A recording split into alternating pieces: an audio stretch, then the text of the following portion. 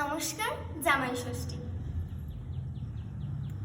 জামাই সেজে এবার আমি যাব যে শ্বশুর বাড়ি। থাকবে হাতে আস্ত ইলিশ, থাকবে মিষ্টি এক হাড়ি। শাশুড়ি মা আদর করে দেবেন আমায় চন্দনেরই ফোঁটা। আর তারপরে থাকবে প্লেটে লুচি, মিষ্টি, মুরগির ঠ্যাং গোটা গোটা। খাবার সময় নানান রান্না থাকবে যে পাতে, কোনটা ছেড়ে কোনটা খাবো পারি না ভেবে সামলাতে। মাংস নাকি চিংড়ি খাবো, ইলিশ খাবো নাকি ভেটকি, রুই মাছের মুড়োও থাকবে, থাকবে কাতলা মাছের পেটকি। বসে বসে সবই খাবো, ছাড়বো না কোনো কিছু। যে যা ভাবে ভাবুক আমায়, লোভী কিংবা পেটু। জামাই ষষ্ঠী বলে কথা, সারা বছরে একটাই দিন, তাই থাকবো রাজার মতন।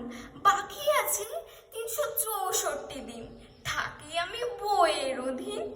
নমস্কার।